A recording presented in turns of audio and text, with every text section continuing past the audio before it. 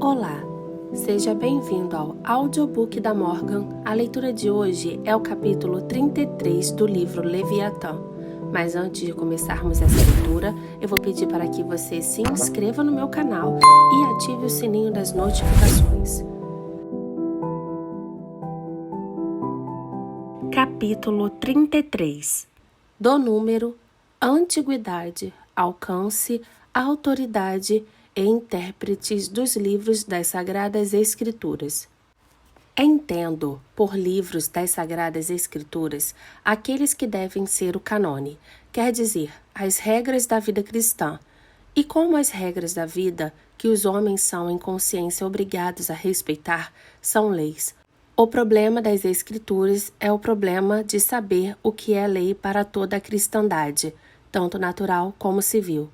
Porque, embora as Escrituras não determinam quais são as leis que cada rei cristão deve ditar em seus domínios, não obstante, elas determinam quais são as leis que eles não devem ditar.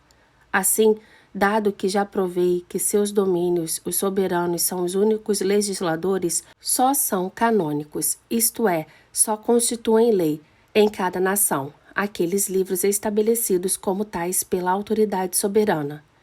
É certo que Deus é o soberano de todos os soberanos e, portanto, quando fala qualquer súdito, deve ser obedecido, seja o que for que qualquer potentado terreno ordene em sentido contrário.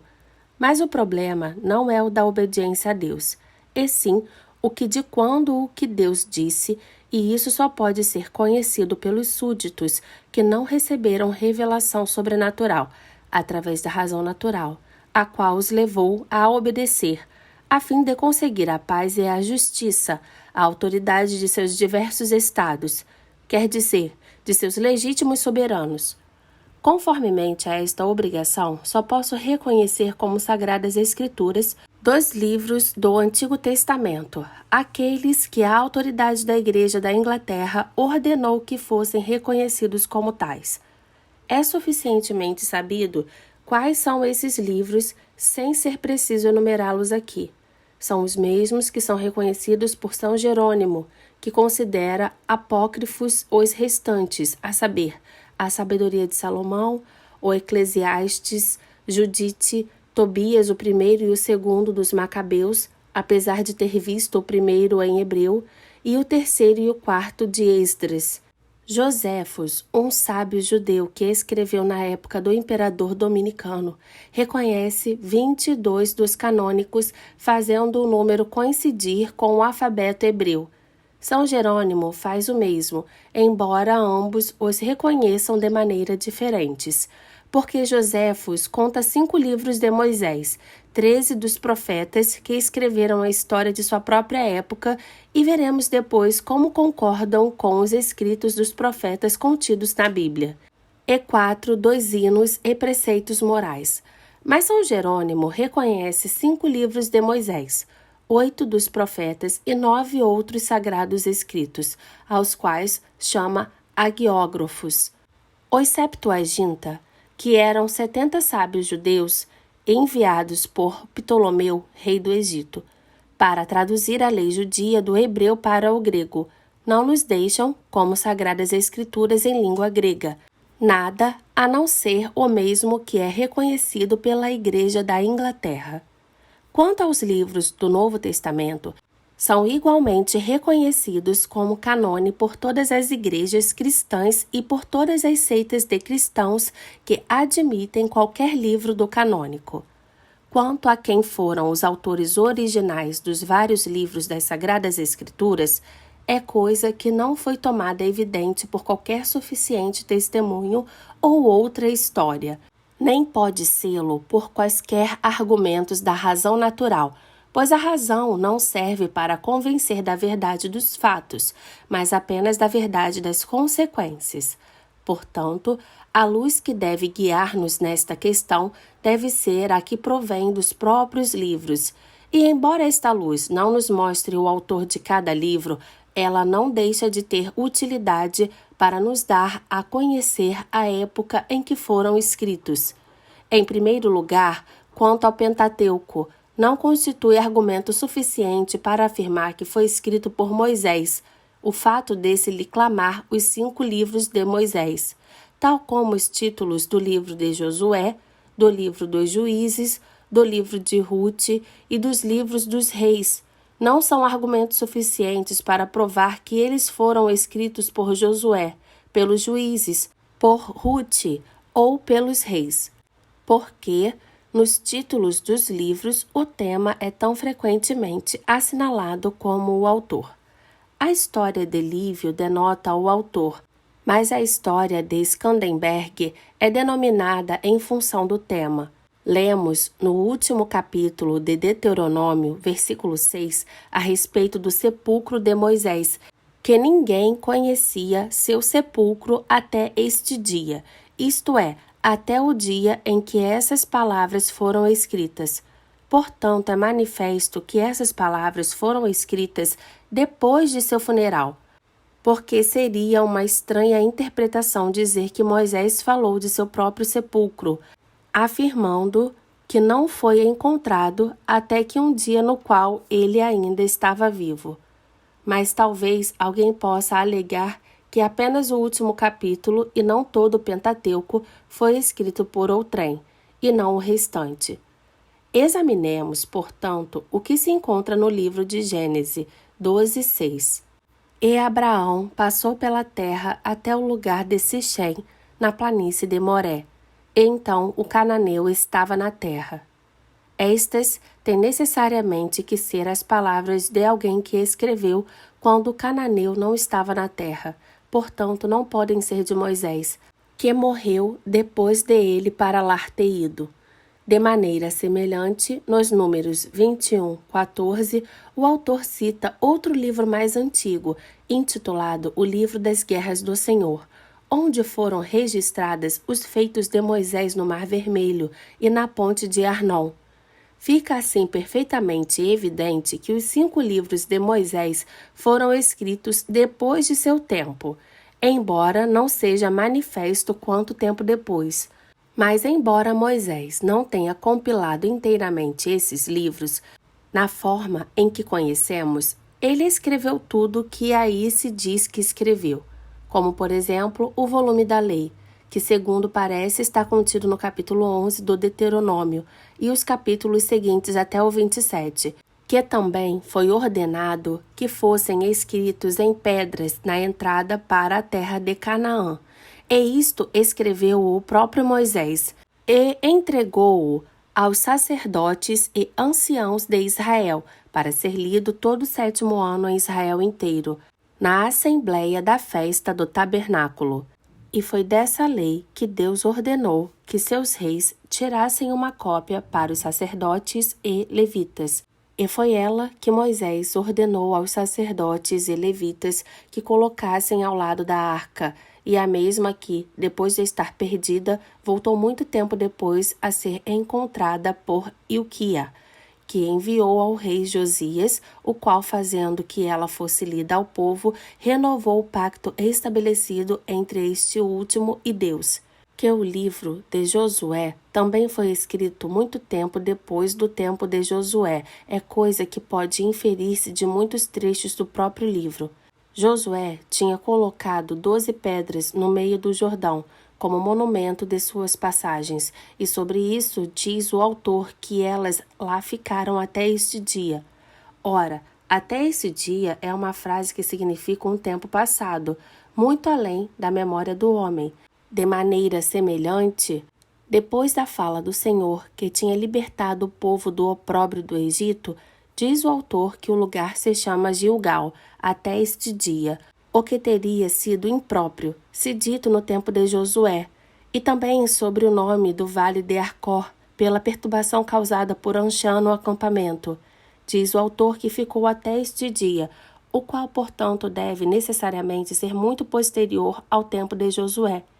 E há muitos outros argumentos desse tipo, como em Josué 8:29, 13:13, 14:14, 15:63. O mesmo é manifesto em argumentos semelhantes dos livros de Juízes, capítulos 1, 21:26, 6:24, 10:4, 15:19, 17:6 e Rute 1:1, mas especialmente Juízes 18:30, onde se diz que Jonatas e seu filho eram sacerdotes da tribo de Dan até o dia do cativeiro da terra. Que os livros de Samuel também foram escritos depois de seu tempo, prova-se a partir de argumentos idênticos. 1 Samuel 5:5, 7:13-15, 27:6, 30:25, onde, depois de ter distribuído partes iguais dos despojos entre os que guardaram as munições e os que combateram, diz o autor: ele fez disso um estatuto e uma ordenação para Israel até este dia. Além disso, quando Davi, desgostoso por Deus ter dado a morte de Uzá por estender a mão para segurar a arca, chamou ao lugar Pérez Uzá. Diz o autor que ele é assim chamado até este dia. Portanto, a época em que o livro foi escrito deve ser muito posterior ao fato, quer dizer, muito tempo depois da época de Davi. Quanto aos 2 livros dos reis e aos 2 livros das crônicas, por um lado, há trechos que fazem referência aos monumentos, que, segundo o autor, permaneceram até seu próprio tempo, como em 1 Reis 9:13-21, 10:12, 12:19 e 2 Reis 2:22, 8:22, 10:27, 14:7, 16:6, 17:23, 34, 41 e 1 Crônica 4:41, 5:26. Por outro lado, constitui argumento suficiente de que foram escritos depois do cativeiro de Babilônia o fato de sua história continuar até esse tempo, porque os fatos registrados são sempre mais antigos do que o registro, e muito mais antigos do que os livros que referem ou citam esse registro, como fazem esses livros em diversas passagens, remetendo o leitor para as crônicas dos reis de Judá, para as crônicas dos reis de Israel, para os livros do profeta Samuel, do profeta Natã e o profeta Ageu, assim como para a visão de Gedó e os livros do profeta Servias e do profeta Ado. Não resta dúvida de que os livros de Esdras e Neemias foram escritos depois de seu regresso do cativeiro, pois fazem referência a esse regresso, a reconstrução das muralhas e casas de Jerusalém, a renovação do pacto e as ordenações de sua política. A história da rainha Esther é do tempo do cativeiro, portanto, o autor deve ser da mesma época, ou de uma posterior. O livro de Jó não mostra nenhum sinal do tempo em que foi escrito, embora pareça suficientemente evidenciado que não era uma pessoa inventada. Contudo, o livro não parece ser uma história, e sim um tratado sobre uma questão muito discutida nos tempos antigos. Por que frequentemente os maus prosperam neste mundo e os bons são afligidos? Parece ser isso mais provável porque desde o início até o 3º versículo do 3º capítulo, quando se inicia o lamento de Jó, o hebreu é em prosa, conforme testemunha São Jerônimo. Daí, até o 6º versículo do último capítulo é em versos hexâmetros, e o resto do capítulo volta a ser em prosa. Assim, a discussão é toda em verso, e a prosa só é acrescentada com o prefácio no início e com o epílogo no fim. Ora, o verso não é o estilo habitual do que se encontram em grande aflição, como Jó, nem dos que vão confortá-los como amigos, mas nos tempos antigos era frequentemente em filosofia, sobretudo em filosofia moral. Os salmos foram escritos, em sua maioria, por Davi, para uso dos cantores, e eles foram acrescentados alguns cantos de Moisés e outros homens santos, sendo alguns deles posterior ao regresso do cativeiro, como o 137 e o 126, por onde fica manifesto que o saltério foi compilado e posto na forma atual, depois do regresso dos judeus de Babilônia. Os provérbios, como são uma coleção de sábias e piedosas sentenças, em parte da autoria de Salomão e em parte de Agur, filho de Jaqué, e em parte da mãe do rei Lemuel, não é provável que tenha sido coligido por Salomão ou por Agur, ou pela mãe de Lemuel, embora as sentenças sejam deles. A coleção ou compilação de todos num único livro provavelmente foi obra de algum outro homem devoto que viveu depois de todos eles. Os livros dos Eclesiastes e dos Cânticos não têm nada que não seja de Salomão, a não ser o título e inscrições, porque as palavras do pregador, filho de Davi, rei de Jerusalém, e o Cântico dos Cânticos parecem ter sido feitos para fins de destinação, quando os livros das Escrituras foram reunidos num único corpo de lei, para que também os autores, não só a doutrina, pudessem subsistir.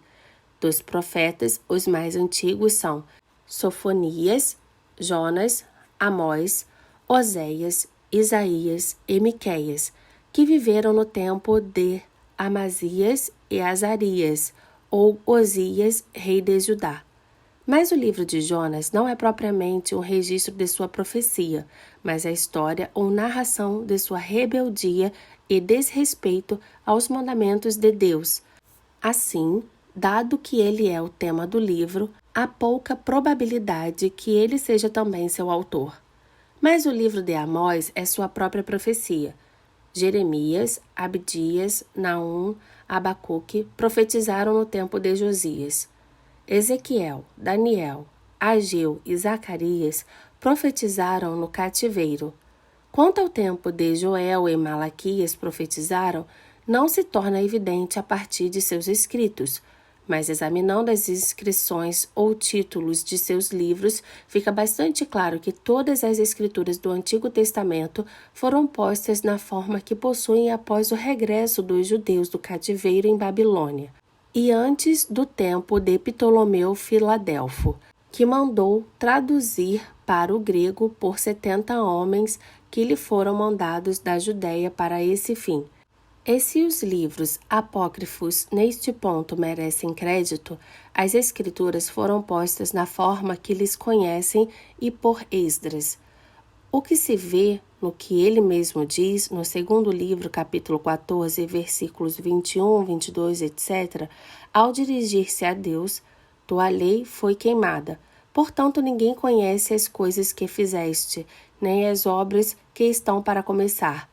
Mas se encontro graça perante ti, envia o Espírito Santo até mim e escreverei tudo o que foi feito no mundo, desde o início, todas as coisas que foram escritas na lei, para que os homens possam encontrar teu caminho e para que possam viver aqueles que irão viver nos dias mais longínquos. E no versículo 45, e veio a acontecer que depois de cumpridos os 40 dias, o Altíssimo falou, e disse, o primeiro que escreveste, publica-o abertamente, para que os dignos e os indignos possam lê-lo. Mas guarda os últimos 70, para que possas entregá-los apenas àqueles que, entre o povo, que sejam sábios. E isto é o quanto basta acerca do tempo em que foram escritos os livros do Antigo Testamento.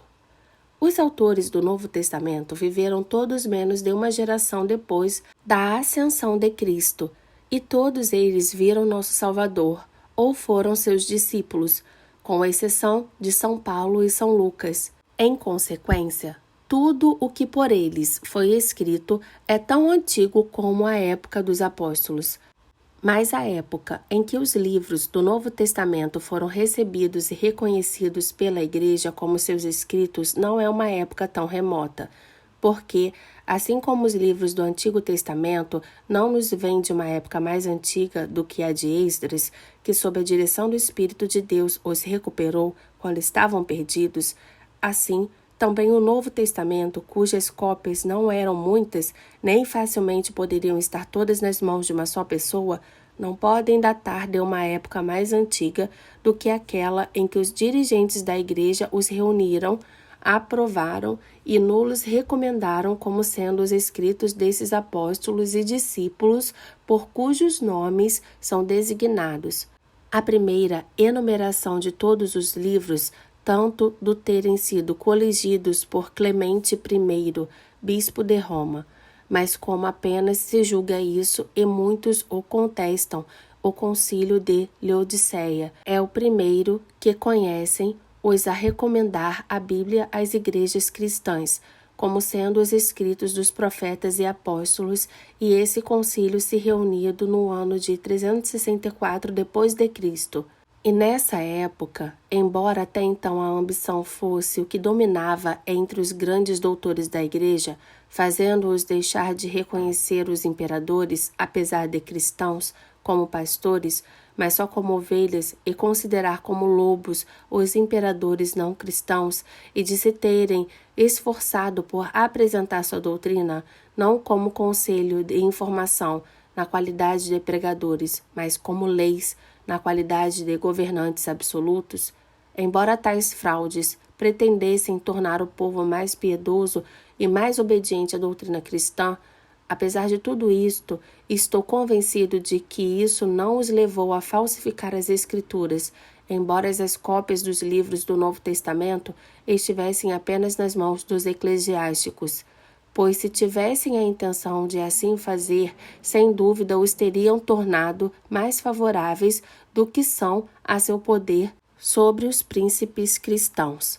Portanto, não vejo qualquer razão para duvidar que o Antigo e o Novo Testamento, tais como atualmente os conhecemos, são os verdadeiros registros das coisas que foram feitas e ditas pelos profetas e apóstolos.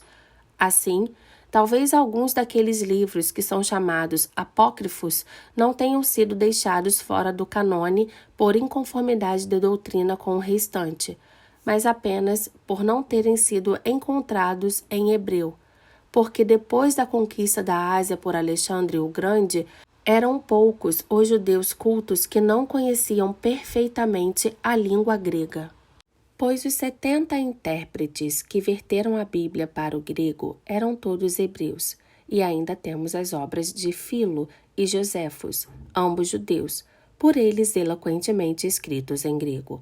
Mas o que torna canônico um livro não é o autor, é a autoridade da Igreja. E embora esses livros hajam sido escritos por diversos homens, é manifesto que todos eles estavam imbuídos do mesmo Espírito, pelo fato de todos eles conspirarem para o mesmo fim, que era o estabelecimento dos direitos do reino de Deus, do Pai, do Filho e do Espírito Santo.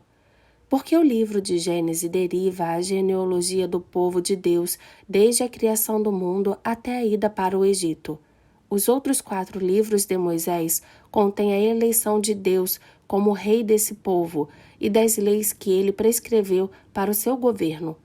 Os livros de Josué, dos Juízes, de Rute e de Samuel, até o tempo de Saul, descrevem as ações do povo de Deus até o momento em que se libertaram do jugo de Deus e escolheram um rei, à maneira das nações vizinhas.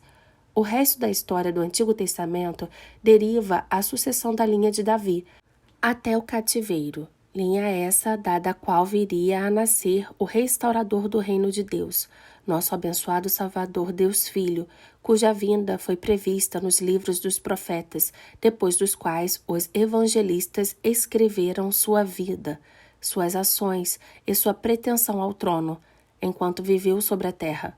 Por último, os Atos e os Epístolas dos Apóstolos declaram a vinda de Deus, o Espírito Santo, e a autoridade que lhes deixou e a seus sucessores para a direção dos judeus e para a conversão dos gentios. Em resumo, tanto as histórias e profecias do Antigo Testamento como os evangelhos e epístolas do Novo Testamento tiveram um só único objetivo, a conversão dos homens à obediência a Deus. 1. Em Moisés e nos sacerdotes, 2. No homem Cristo e 3. Nos apóstolos e nos sucessores do poder apostólico, porque efetivamente estes representaram, em momentos diversos, a pessoa de Deus. Moisés e seus sucessores, os sumos sacerdotes e reis de Judá no Antigo Testamento, o próprio Cristo, durante o tempo que viveu na terra, e os apóstolos e seus sucessores desde o dia de Pentecostes até o dia de hoje. É uma questão muito disputada entre as diversas seitas da religião cristã, de onde as Escrituras tiram sua autoridade. Questão que às vezes é formulada em outros termos. Como sabemos que elas são as palavras de Deus? Ou por que acreditamos que elas são? A dificuldade de resolver essa questão vem sobretudo da impropriedade das palavras em que a própria questão está formulada, porque em todo lado se acredita que foi Deus seu primeiro e original autor. Logo, não é essa a questão que está em disputa. Por outro lado, é evidente que só podem saber que elas são as palavras de Deus, aqueles a quem o próprio Deus o revelou sobrenaturalmente. Portanto, não é correto colocar a questão em termos de nosso conhecimento de tal fato. Por último, quando se levanta a questão de nossa crença, dado que uns são levados a acreditar por uma razão e outros por outras diferentes, não é possível dar uma resposta geral válida para todos. A formulação correta da questão é porque a autoridade elas são tornadas leis.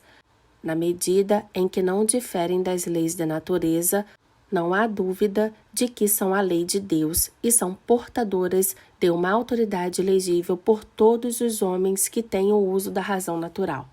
Mas esta autoridade não é outra senão a de toda outra doutrina moral conforme a razão, cujos ditames são leis não feitas, mas eternas.